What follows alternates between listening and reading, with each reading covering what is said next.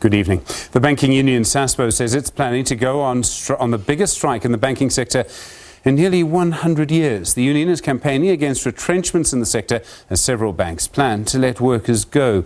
Some institutions are also in the process of closing branches in some smaller towns. Well, SASBO is a member of COSATU. Its national spokesperson is Sizwe Pamla on the line now. Sizwe, good evening to you. Are you as COSATU supporting SASBO in this action? Indeed, we are fully behind our affiliated union SASBO because we strongly feel that what the banks have been doing over the last couple of months is totally unfair. These are institutions who are not really facing a crisis of profits, yet the way they have approached the issue of retrenchments, it is really unfair to the workers who have carried these banks on their backs for years. The fact that they are not even doing anything or putting money aside to try and accommodate these workers by either reskilling them or sort of like looking for other deployments inside the banks is really a sign of betrayal, which is why we feel that workers have the right to push back against this unfair retrenchment. The banks will say they only need to retrench workers because the world is changing. I mean, should banks have to keep workers if people don't use branches anymore? Well, we all agree that the world is changing, but the banks that are operating in this country have to realize that while the world is changing, the workers who have carried these banks on their backs deserve much more than what they are currently doing. No one is saying that they should not adopt the technology that they are adopting, but it's the manner in which they are doing it. For an example, we have been arguing here to say, if these banks are saying, look, digitization and mechanization is here, there's nothing that we can do, it's fine. Why is it that they are not having a conversation with these workers? Because they have been making money using these very same workers.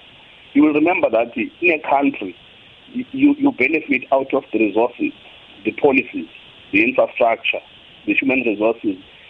And for you to make money, all of these things have to be aligned. So when you have made that money, this is not a casino, you still have responsibilities. You cannot dump people like they are currently doing. So that is why we are arguing to say, with all of the arguments they are putting on the table, it does not justify the way they are handling this and the way they are dealing with the workers. Most people, probably almost everyone, uses banking services through a bank card, an ATM, banking websites, even apps on a phone.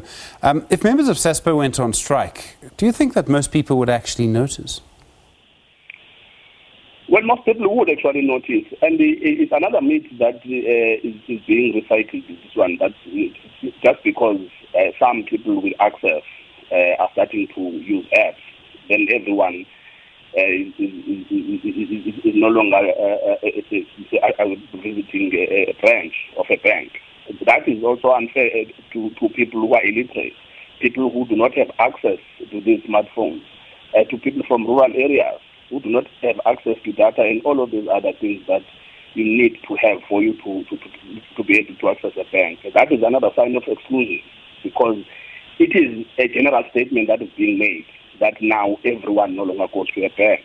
But we are talking about South Africa that is very rural here. We are talking about people who do not have the resources. When we have got 17 million people on welfare and we have got 41% real unemployment, you cannot make the kinds of general statements that we are hearing out there that everyone is no longer visiting a bank. There are people who are being excluded here, and that on its own is really reckless and totally unacceptable. Sizwe Pamla, thank you very much indeed. The national spokesperson for the Congress of South African Trade Unions. That strike is being planned by the banking union SASBO, an affiliate of COSATU.